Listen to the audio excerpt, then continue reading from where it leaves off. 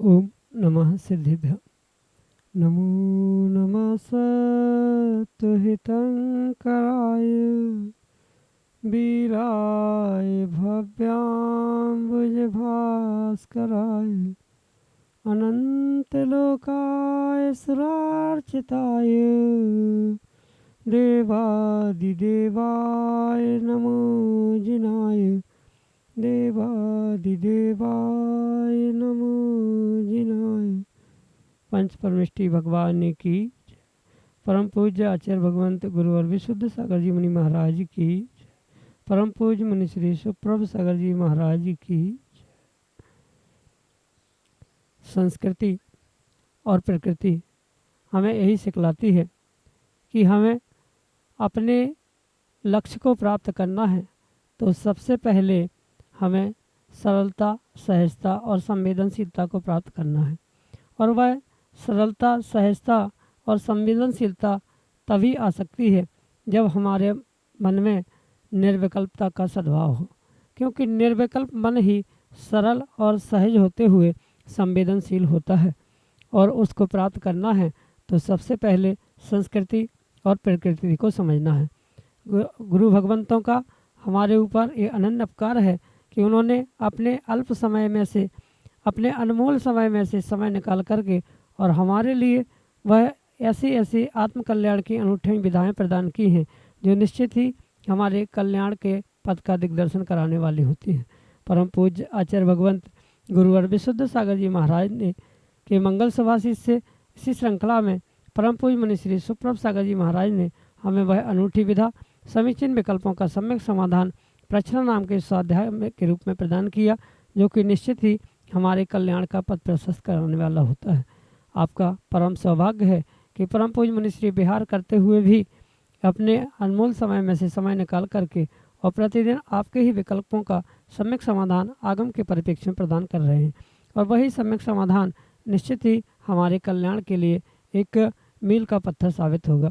ऐसे आत्मकल्याण की वह अनूठी विधा समीचीन विकल्पों का सम्यक समाधान आज प्रकृति के इस सुरम्य वातावरण के साथ सतपुड़ा की पहाड़ियों से प्रारंभ करते हैं। और आज के पहले विकल्प के लिए श्रीमती अल्पना नाहर, गाड़ावाड़ा, मध्य प्रदेश से महाराज श्री के चरणों में कोटि कोटि नमोस्तु निवेदित करते हुए अपना समीचीन विकल्प रख रहे हैं कि महाराज जी सम्यक दर्शन कितने प्रकार का होता है एवं छायक सम्यक दर्शन क्या है।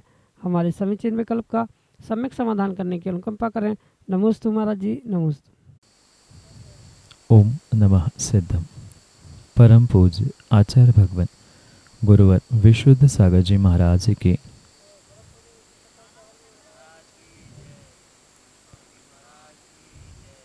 जो 7 तत्वों पर श्रद्धान हुआ करता है उसे सामान्य रूप से सम्यक दर्शन कहा जाता है।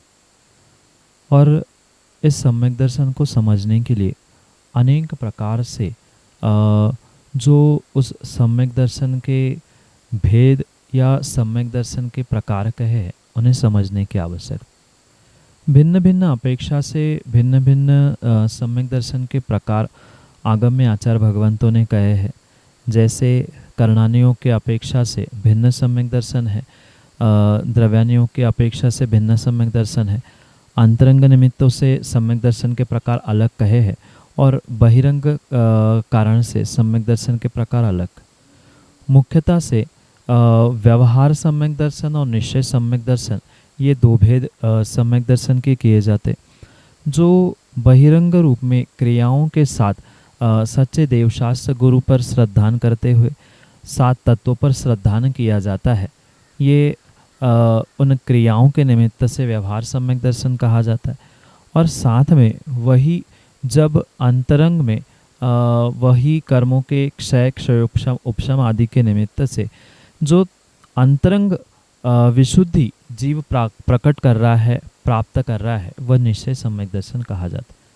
एक सराग सम्यक दर्शन और वीतराग सम्यक दर्शन की अपेक्षा से भी दो भेद आगम में सम्यक दर्शन के प्राप्त होते हैं।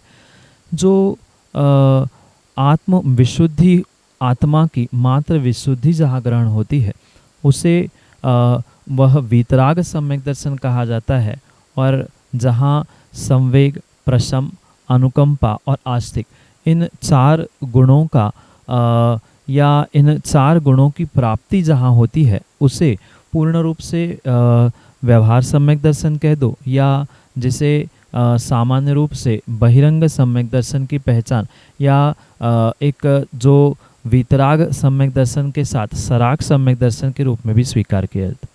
सामान्य रूप से जो प्रचलन में क्षायिक सम्यक दर्शन, क्षयोपशमिक सम्यक दर्शन और उपशम सम्यक दर्शन, ये तीन भेद प्राप्त होते हैं। तो जो 7 कर्म की प्रकृतियां है, मतलब 3 दर्शन मोहिनी की और 4 चारित्र मोहिनी के निमित्त से 4 कषाय, ऐसे इन 7 कर्मों का अगर पूर्ण रूप से क्षय होता है, मिथ्यात, सम्यक मिथ्यात और सम्यक प्रकृति, ये 3, और क्रोध, मान, माया, लोभ, अनंतानुबंधी, इन 7 प्रकृतियों का पूर्ण रूप से अगर क्षय हो चुका है तो जीव क्षायिक सम्यक दर्शन प्राप्त करता है। वही सर्वघाती प्रकृतियों का उदयभावी क्षय, उन्हीं का सदावस्था रूप उपशम, और देशघाती प्रकृतियों का जब उदय रहता है, ऐसे जब जीव के परिणाम के निमित्त से या ऐसे कर्मों के परिणमन के निमित्त से जो जीव के भाव होते हैं, श्रद्धान होता है, उसे क्षयोपशमिक सम्यक दर्शन कहा जाता है। और इन्हीं 7 प्रकृतियों का जब उपशम होता है उसे उपशम सम्यक दर्शन कहा जाता है। इस अपेक्षा से इस सम्यक दर्शन से 3 भेदों को समझना होगा, और कर्मों के क्षय से क्षायिक, उपशम से दबाने से उपशम, और क्षयोपक्षम से यानी मिश्र अवस्था से क्षयोपक्षम सम्यक दर्शन हुआ करता है। ये 3 भेद उसके स्वीकार करना, और अन्य भी सम्यक दर्शन के अनेक प्रकार अनेक अपेक्षाओं से कहे हैं जो कि आगम प्रमाण से आपको समझने योग्य है। यही आपके लिए सम्यक समाधान। श्रीमती नम्रता बसा, गढ़वारा, मध्य प्रदेश से महाराज श्री के चरणों में कोटि कोटि नमस्ते निवेदित करते हुए अपना प्रश्न रख रहे हैं कि महाराज जी, क्या सामायिक श्रावक के 8 मूल गुणों में समाहित है? हमारे समीचीन विकल्प का सम्यक समाधान करने की अनुकंपा करें। नमोस्तु महाराज जी, नमोस्तु। श्रावकों के जो 8 मूल गुण कहे, उन्हें 2 आचार्यों के अभिप्राय से 2 प्रकार से समझने की आवश्यकता है। किन्हीं आचार्य भगवंतों ने और बहुतांश आचार्य भगवंतों ने जो 8 मूल गुणों का श्रावकों के लिए वर्णन बताया है, वहाँ वे स्पष्ट रूप से कहते हैं कि 5 अणुव्रत और 3 मकारों का त्याग करना ये श्रावकों के लिए मूल गुण रूप स्वीकार किए गए।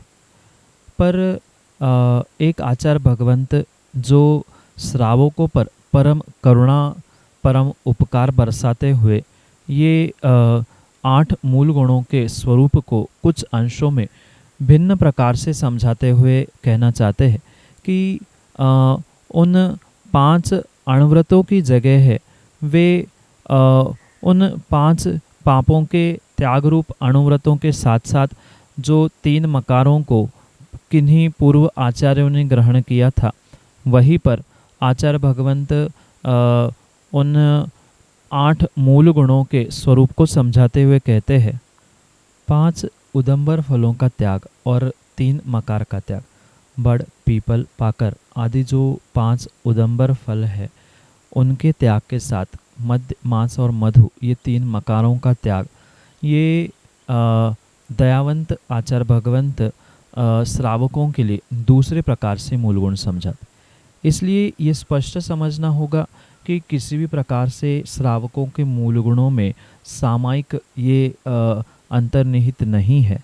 पर ये भी ध्यान रखें कि जो सामायिक श्रावक करते हैं या करने के लिए आज्ञा श्रावकों के लिए प्रदान की है, वह सामायिक उनके उन 12 व्रतों के अंतर्गत शिक्षा व्रत में ग्रहण किया। 5 अणुव्रत, शिक्षा व्रत और जो 12 व्रतों का श्रावकों के लिए व्याख्यान प्राप्त होता है, उनमें से शिक्षा व्रतों में ये सामायिक व्रत श्रावकों के लिए कहा जाता है, जहाँ तीसरी प्रतिमा से 3 बार सामायिक करना आवश्यक है, दूसरी प्रतिमा में 2 बार, और सामान्य रूप से अगर उस श्रावक उन व्रतों को ग्रहण करना चाहता है या सामायिक करना चाहता है तो कम से कम 1 बार शिक्षा रूप वह कर सकता है। पर ये मूल गुण में किसी भी प्रकार से नहीं आता। मूल गुण मात्र 2 ही प्रकार से आचार्य भगवंतों ने कहे हैं। एक मूल गुण 5 अणुव्रतों के साथ 3 मकार का त्याग, और दूसरे आचार्य भगवंत ने 5 उदंबर फलों के त्याग के साथ 3 मकार के त्याग को मूल गुणों में ग्रहण किया है। अन्य कोई भी श्रावकों के मूल गुण नहीं है। उत्तर गुण, उत्तर व्रत आदि के रूपों में उन्हें स्वीकार किया जा सकता है। यही आपके लिए सम्यक समाधान। अजय जैन, मामा, गाढ़रवाड़ा, मध्य प्रदेश से अगले समीचीन विकल्प के लिए।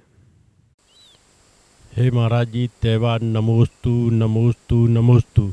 मैं अजय जैन गाढ़रवाड़ा से। महाराज जी, मैं कुछ 2-3 साल से ये देख रहा हूँ कि मेरी स्मृति थोड़ी कम होती जा रही है, कोई सामान भूल जाता हूँ। अच्छा, इसके बाद मैं स्वाध्याय तो करता हूँ। स्वाध्याय में सब चीज़ें मेरे को मालूम है, जैसे सप्तप्रश्न त्याग क्या है, अष्ट मूल गुण क्या हैं, अष्टकर्म क्या है, मालूम तो सब है, मगर कोई एकदम से हमसे पूछता है तुम स्वाध्याय करते हो, और पूछ लेता है तो एकदम मेरे को स्मृति में आता नहीं है। मालूम तो सब कुछ है, मनो आता नहीं। तो महाराज जी, ऐसा मैं क्या करूं जिसमें मैं ये चीज़ें मेरे को याददाश्त बनी रहे, और मैं अपना जीवन व्यवस्थित करना चाहता हूं, धर्म में मैं लगा रहना चाहता हूं, और मैं स्वतंत्र भी हूं अपने घर से, कोई मेरे को रोक टोक नहीं करता। नमोस्तु महाराज जी, नमोस्तु महाराज जी, नमोस्तु। प्रत्येक उम्र की नज़ाकत को समझते हुए उनके पुण्य का क्षयोक्षम, उनके इंद्रियों का क्षयोक्षम, शरीर का, बुद्धि का, ज्ञान का क्षयोक्षम भी दिन ब दिन बदलते हुए विशेष रूप से देखने में आता, और मात्र किसी आप जैसे 1-2-4 व्यक्तियों की नहीं, अपितु लगभग प्रत्येक संसारी जीवों का ये परिणमन अवश्य प्राय देखने में आता है कि जो जैसे ही उम्र ढलने लगती है, जीव के पुण्य के साथ साथ जीव के इंद्रियों का, बुद्धि का, ज्ञान का जो क्षयोक्षम कम होता है, उसी कारण से जीव उस विस्मरण शक्ति को बढ़ाते हुए स्मरण शक्ति को कम करते हुए देखने में आता है। मतलब उसकी स्मरण शक्ति दिन ब दिन कम होते हुए, जबकि उसे बहुत सारी चीज़ें याद रहती है, समझ में भी आती है, पर तत्क्षण जो याद आना चाहिए या स्मरण में आना चाहिए, तो वह शायद अधिकांश जीवों के साथ नहीं होता, क्योंकि उम्र का लिहाजा ही ऐसा हुआ करता है। उसके निमित्त से ये विस्मरण शक्ति बढ़ते हुए और स्मरण शक्ति घटते हुए देखने में आती। और अगर अध्यात्म की दृष्टि से ये बात समझे तो ये परम सत्य है कि सांसारिक घटनाक्रम, सांसारिक जो विषय का साय है, उनको ढलते उम्र के समय में जितना अधिक भूल जाए वह उतना ही अच्छा स्वीकार किया जाता है। क्योंकि धर्म के क्षेत्र में आगे अगर हमें बढ़ना है तो ये विषय, कसाय, भोग, उनकी सामग्री, उनके साधन जितने जितने अधिक विस्मृत होते जाएंगे, घर परिवार, सगे संबंधी, उनसे अटैचमेंट, उनसे राग द्वेष या उनके संबंध के निमित्त से जो भी विचार दिमाग में आ रहे हैं, उन घटनाक्रम को अगर व्यक्ति जितना अधिक विस्मृत करेगा, जितना अधिक भूलेगा, उतना ही विशेष वह अपने उस धर्म क्षेत्र में, धर्म मार्ग में, अपने अध्यात्म मार्ग में उन्नति को अवश्य ही प्राप्त होगा। इसलिए सामान्य रूप से तो विकल्प करने की आवश्यकता नहीं है कि हम विस्मरण शक्ति को बढ़ा रहे हैं या स्मरण शक्ति घट रही है। ये तो स्वाभाविक सी बात है, और धर्म और अध्यात्म की अपेक्षा से आप धर्म क्षेत्र को और स्थान दे सकते हैं, क्योंकि स्वाभाविक बात है, जो स्लेट पार्टी, शायद आपने पार्टी में लिखा होगा, तो पार्टी पर लिखते समय देखा होगा कि पुराना लिखा हुआ मिटाए बिना नया कुछ लिखा नहीं जाता। अब ऐसी उम्र है कि कम से कम अभी हम उन विषय कसायों को और राग द्वेष को जो आज तक किया, उन सबको भूलते हुए, पहुँचते हुए, मिटाते हुए पुनः नया कुछ अपने बचे हुए जीवन के उन क्षणों के लिए ढलते उम्र में और धर्म की विशेष गहराइयों को गुरु सेवा के साथ साथ अध्यात्म की गहराई, स्वाध्याय की ऊंचाइयों को प्राप्त करते हुए जीवन के नए घटनाक्रम को लिखने का प्रयास करें। ये अध्यात्म और धर्म के परिप्रेक्ष्य में बहुत ही उत्कृष्ट बात है कि सांसारिक घटनाक्रम, सांसारिक विषय कसायों को आप भूलते जा रहे हैं। ये होने से ही आप अध्यात्म में, धर्म में और रुचि बढ़ाते हुए अपने क्षयोक्षम को, अपने उपयोग को, अपने समय को अधिक से अधिक उसमें लगाते हुए अपने आप को, अपने जीवन को धर्ममय कराते हुए उत्कृष्टता की ओर पहुंचाने का प्रयास करें। यही आपके लिए सम्यक समाधान। बंटी जैन, गाड़रवाड़ा, मध्य प्रदेश से अगले समीचीन विकल्प के लिए। नमोस्तु महाराज जी, मेरा नाम बंटी जैन, मैं गाड़रवाड़ा से। मैं ये शंका समाधान करवाना चाहता हूँ कि महाराज जी, आप लोग जो मुनि लोग रहते हैं उन पर भेदभाव क्यों होता है, और उसके बाद समाज के लोग जो लोग रहते हैं, ये लोग समाज में एक व्यवस्था के तहत कोई अच्छा काम करने के लिए भेदभाव क्यों होता है, वो मंदिरों में भी भेदभाव क्यों होता है? जिन जीवों को वास्तविकता का बोध नहीं है और मात्र कसाय में जीना ही जिन्होंने सीखा है, वे ही समाज के श्रावकों में और साधुओं में, मंदिरों में, भगवंतों में भेदभाव करते हुए देखने में आते। जो सच्चा धर्मात्मा हुआ करता है, वे कभी भी किसी धर्मात्मा के प्रति, किसी साधु संतों के प्रति, किसी मंदिर, किसी भगवान के प्रति कोई भी भेदभाव अंतरंग में रखते ही नहीं है। और ये परम सत्य है कि अगर कोई जीव ऐसा भेदभाव करते हुए देखने में आ रहा है, चाहे वह समाज का किसी मुख्य स्थान पे, पद पे हो, नहीं भी हो, या बहुत पैसे वाला हो या पैसे वाला नहीं भी हो, किसी भी प्रकार से अगर ये भेदभाव उनका चल रहा है, तो ये भेदभाव करने वाले जीवों के विशेष रूप से ये समझना कि वे कहीं ना कहीं अपने आप को ही सब कुछ मानते हैं, बहुत बड़ा आदमी मानते हैं, और अपने उस अहंकार के निमित्त से वे दूसरे आदमी को, दूसरे व्यक्तियों को किसी भी प्रकार से कोई धर्मात्मा ही स्वीकार नहीं करते। क्योंकि जो धर्मात्मा होता है उसके भीतर प्रत्येक जीवों के प्रति एक समान भाव रखने की दृष्टि होती है। वह सम्यक दृष्टि बनने का प्रयास करता है। भले ही प्रत्येक धर्मात्मा सम्यक दृष्टि हो, जरूरी नहीं है, पर धर्मात्मा भी है तो वह नियम से कुछ ऐसा पुरुषार्थ करेगा कि किसी प्रकार से वह परस्पर में, समाज में ऐसा विघटन हो, भेदभाव हो, ऐसा कार्य नहीं करता है। और जो कर रहे हैं भेदभाव की या कई सारे लोगों की ये राजनीति होती है, जो कि अंग्रेज़ों के समय से चलती आई है, डिवाइड एंड रूल, फोड़ो राज करो, तो ये शायद उनके साथ उनको बहुत इष्ट लगता है कि राज करने के लिए और कोई नीति उन्हें समझ में नहीं आई। इस कारण से उन्होंने समाज के टुकड़े किए, साधु संतों में, मंदिरों में, भगवंतों में भेदभाव करते हुए उन्होंने समाज को गुमराह करने का और अपने आप को भी गुमराह करने का जो प्रयास किया, उसके निमित्त से वे कर्मबंध तो कर ही रहे हैं, पर अपना सिक्का बजाने के चक्कर में ये कई सारे जीव ऐसा करते हुए देखने में आते।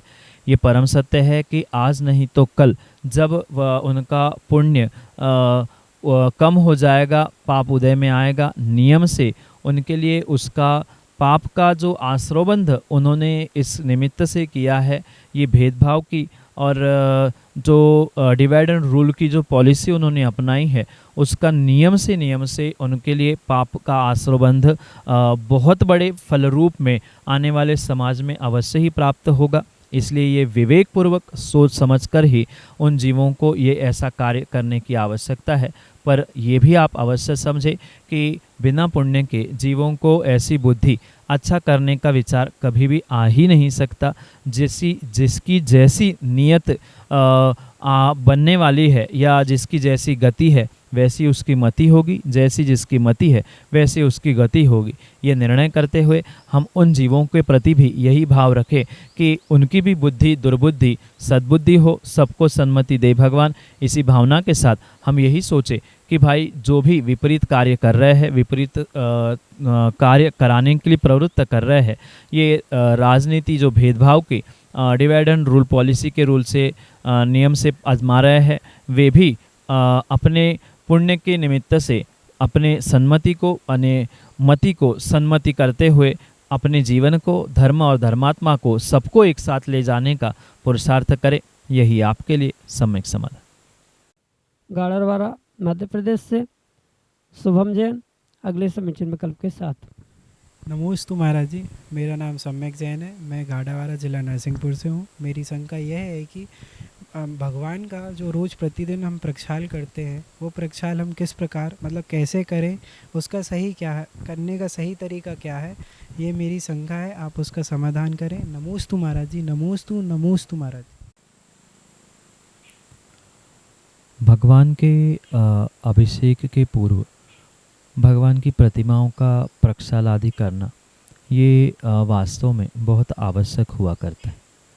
और शायद एक बार पूर्व में भी इस विषय में मैंने प्रकाश डालते हुए बहुत अच्छे से श्रावकों के लिए समझाने का प्रयास किया था कि विवेकपूर्वक प्रक्षाल ना करने से ही श्रावक अपने उन आवश्यकों का भले ही पालन करते हुए दिखता है पर विशेष पुण्य को प्राप्त नहीं होता। अभिषेक करना, शांति धारा करना ये भिन्न विषय है, पर पूर्ण वेदी आदि के निमित्त से मंदिर की प्रत्येक प्रतिमाओं का प्रक्षाल होना, मार्जिन होना बहुत आवश्यक है। कम से कम प्रतिदिन वेदी के उन प्रतिमाओं का मार्जिन प्रक्षाल होना ये तो आवश्यक ही हुआ करता है। भले ही मानसम जैसे कुछ विशेष प्रतिमा या विशेष स्थानों पर उनका प्रक्षाल आदि नहीं भी हो, पर सामान्य रूप से अगर समाज पर्याप्त है तो वेदी की प्रत्येक प्रतिमा का विवेकपूर्वक प्रक्षाल मार्जन होना आवश्यक। सबसे पहले प्रक्षाल करते समय ये श्रावकों को ध्यान रखना होगा कि सीधे गीले कपड़े से प्रतिमाओं को पोंछने घिसने की अपेक्षा से सामान्य रूप से पहले सूखे कपड़े के माध्यम से प्रतिमा के आगे पीछे किसी प्रकार से अगर रात भर में या कल से लेकर आज तक कोई मकड़ी का जाला तो नहीं लगा है, कोई छोटा जीव वहाँ इर्द गिर्द आसपास घूम तो नहीं रहा है, उसको पूर्ण रूप से उस सूखे कपड़े के माध्यम से, उसके आगे के पतले धागों के माध्यम से पूर्ण रूप से प्रतिमाओं से दूर करने का, अलग करने का प्रयास किया जाए। ये सूखे कपड़े से की जाने वाली सूखे अंगूची से की जाने वाला ये मार्जिन या इसे सामान्य प्रक्षाल समझ। फिर इसके उपरांत जब सूखे अंगूची के साथ भगवान का प्रक्षाल किया जाता है, उसके उपरांत गीले अंगूची के साथ उन सभी प्रतिमाओं का विवेकपूर्वक प्रक्षाल किया जाए। भले ही प्रत्येक प्रतिमा का अभिषेक रोज नहीं भी हो, पर कम से कम गीले वस्त्र के साथ, गीले अंगूचे के साथ विवेकपूर्वक उनका प्रक्षाल करना आवश्यक हुआ करता। और मात्र इतना ही नहीं, अपितु ये समझना कि वह जो वस्त्र है ऐसे काले कलूठे 1857 के वस्त्रों के माध्यम से किसी भी प्रकार से भगवान का प्रक्षाल आदि नहीं करना चाहिए। इतने स्वच्छ साफ सुथरे वस्त्रों के माध्यम से प्रक्षाल करना चाहिए, क्योंकि कई मंदिरों में हमने देखा कि बहुत पुराने काले कलूठे उन अंगूचियों से भगवान का प्रक्षाल आदि किया जाता है। वह किसी भी प्रकार से उचित नहीं है, फटे वस्त्रों से करना उचित नहीं है। अच्छे साफ सुथरे उन सोले के वस्त्रों के माध्यम से ही भगवान का प्रक्षाल मार्जन आदि करते हुए भगवान की उस प्रक्षाल की विधि को आपको संपादित करने की आवश्यकता है। यही आपके लिए सम्यक समाधान। अतिशय जैन गाड़ावाड़ा मध्य प्रदेश से अगले समीचीन विकल्प के लिए। नमोस्तु महाराज जी, नमोस्तु नमोस्तु नमोस्तु। मैं अतिशय जैन गाड़ेवाड़ा मध्य प्रदेश का निवासी। मेरा प्रश्न ये है कि धर्म के प्रति श्रद्धा बढ़ाने के लिए हमें कौन सा शास्त्र पढ़ना चाहिए? नमोस्तु। युवाओं को धर्म और धर्मात्मा के प्रति श्रद्धान बनाने के लिए मात्र किसी एक दो ग्रंथ पढ़ने से काम नहीं होगा। क्रम क्रम से उनको उन प्रत्येक अनुयोगों का अध्ययन करना परम आवश्यक, क्योंकि कौन से जीव को कौन सा अनुयोग, कौन सा ग्रंथ पढ़ने से श्रद्धान विशेष बढ़े, ये पहले से ही निर्णित नहीं किया जा सकता। इसलिए जो क्रम आगम में कहा है, प्रथमम करणम चरणम द्रव्यम नमः, यानी प्रथमानुयोग, करणानुयोग, चरणानुयोग और द्रव्यानुयोग, इसी क्रम से प्रत्येक जीव को अध्ययन करते हुए अपने जीवन में श्रद्धान को प्राप्त करने की आवश्यकता। और अगर सामान्य रूप से विशेष तत्वों के प्रति रुझान नहीं है या कठिन ग्रंथ पढ़ने का समय नहीं है, पढ़ाने वाला कोई नहीं है, मार्गदर्शन करने वाला नहीं है, तो कम से कम प्रथमानुयोग के ग्रंथों को तो वर्तमान में युवाओं को अवश्य ही पढ़ना चाहिए।